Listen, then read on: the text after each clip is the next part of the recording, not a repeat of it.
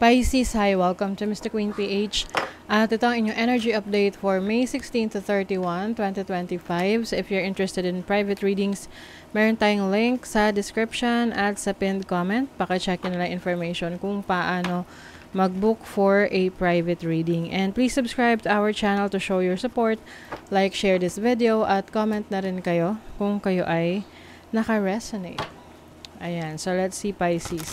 Ano energy is coming to you ngayong second half ng May 2025. Okay, timing. So maring meron kang hinihintay na pagkakataon na simulan ang isang bagay na gusto mong gawin. Can be a project, can be a decision, or can be a business, no? Na you want to try.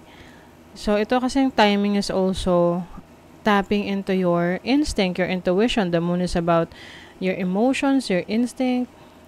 So, sabi nga, timing is essential to success. Example, diba?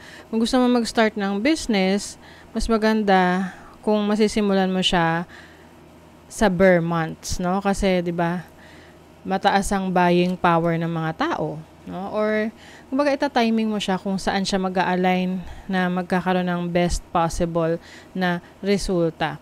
You also have healing. So this is healing from your past. Maari ring physical healing to kung kayo nagkasakit or nagkaroon ng medical issues in the past.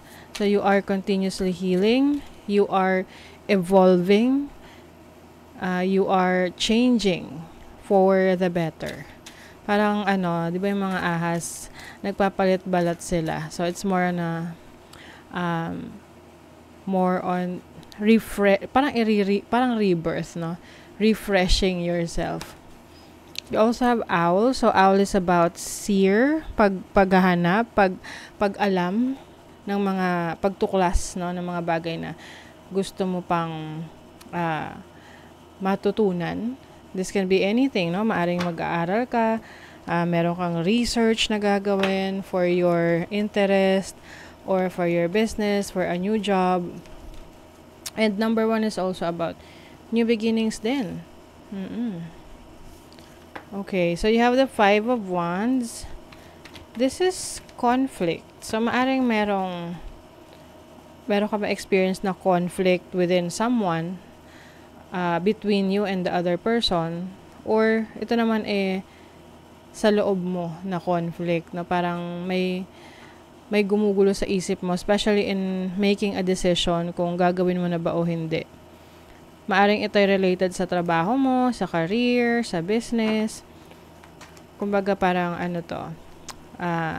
steps na gagawin mo, sisimulan mo. For example, gusto mong lumipat ng work or magbago ng career. So, yung iba conflicted, hindi pa kayo sigurado. Diba? The Justice card is about decision making, balancing, weighing the pros and cons. Oo. So, pag-aralan yung maigi yung inyong mga decision. You have the Fool. This is diba? Taking some risk, new beginnings, freedom.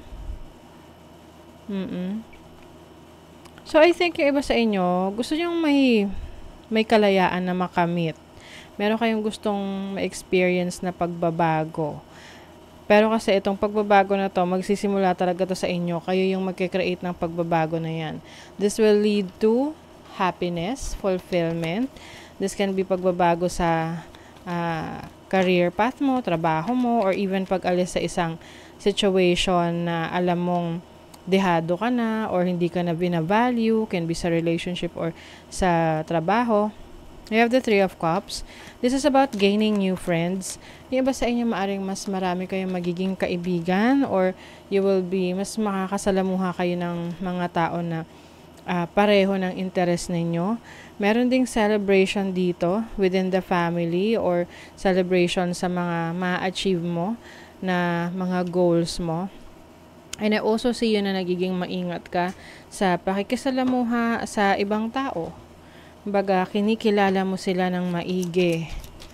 bago mo ilapit ang sarili mo sa kanila. Some of you may be cutting off connection sa isang person na alam mong niloko ka lang or nasira yung tiwala mo sa kanya. May good news na parating. This is related sa isang masculine sa buhay mo. This can be your father, your brother, or anyone. No? It can be a romantic partner. Pwede ko sayang yung success na to indirect sa'yo. So, pwedeng itong success na to, success ng father mo, ng romantic partner mo, or ng brother mo, na syempre, ikaw rin, you feel successful dahil yung success nila, parang success mo na rin. Ayan star. This is about reaching for the stars. So, maaring meron kang inaabot ngayon na pangarap para sa iba, para sa mahal mo sa buhay, or para sa sarili mo na unti-unti mo nang na-achieve. Iwasan mo lang yung pag-overthink kasi minsan yung overthinking yan yung parang nag-a-attract rin ng anxiety or ng frustration sa buhay. You have the ship. Ship is about fortune. Fortune na parating sa'yo. Maaring meron kang marireceive na regalo galing sa ibang bansa or good news galing sa ibang bansa, especially kung ikaw ay nag-a-apply abroad or may hinihintay kang schedules abroad or an opportunity, a business partnership, collaboration. Let's see sa iyong money, career, finances for Pisces. Slow and steady. Medyo mabagal yung simula, yung yung progression. Oo, but still, 'di ba? Merong upgrade, may pagbabago. Lalo na kung ikaw, halimbawa, nagsisimula ka pa lang sa business or sa trabaho mo, kahit medyo mabagal yung pag-usad, at least umuusad siya. Oy, may advancement, So, kumbaga, i-maintain mo lang yan, pagpatuloy mo lang kung ano yung ginagawa mo sa trabaho mo, sa career mo, whatever works for you. Kasi, eventually, you will see mga opportunities na mag-open up sa'yo and mas doon mo marireach yung momentum mo sa trabaho mo, sa career mo, sa finances mo. You have the Tower and then the Four of Swords. I think you are healing. You're going to heal from a previous challenge sa finances mo. Kung meron kang mga naging pagkakamali sa mga decision mo, sa mga choices na pinili mo na tahakin in the past, so you are now healing from that. And parang iba sa inyo sisimula pa lang. Nagsisimula kayo ulit. Ganon. So, sa love life, you have may limitation yung relationship ninyo. Maaring meron dito hindi pa nakakapag-open up sa kanyang person, kung ano yung mga bagay na dapat yung pag-usapan ng person mo. So, you have to be open to conversation. Maaring merong pag-aayos na pwede itong bibigyan mo ulit ng chance or bibigyan ka ulit ng chance ng person mo or sa family na magkakaroon ng reconciliation. Oh, you have the Devil and the Knight of Cups. Okay. So, I feel like the Devil kasi is about codependency. So, maaring kung meron kayong codependency sa isa't isa na parang masyado yung inaasahan yung bawat isa na yun nagiging dahilan kaya nagkakaroon kayo ng challenge. I think pareho nyo naiintindihan ngayon kung ano yung toxic sa inyong relationship. And with the Knight of Cups, I feel like you are fixing things, no? Inaayos nyo yung relationship nyo, binibigyan nyo ulit ng chance. Pay attention, a powerful message is being communicated to you now. So, be more attentive sa paligid mo, kung ano yung pinapadalang mensahe sa iyo ng iyong mga spirit guides, ancestors. Dahil maaring yan yung sagot sa tanong mo or ayan yung ginaguide ka sa landas na dapat mong tahakin.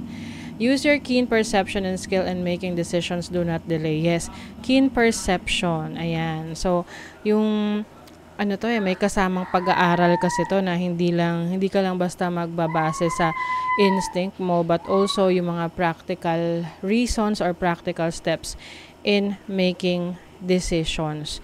Kasi the more na dinidelay mo yan, tinatagalan mo, the more na didelay rin sa'yo yung progress. Okay? So, that is your reading, Pisces. Thank you so much. See you again.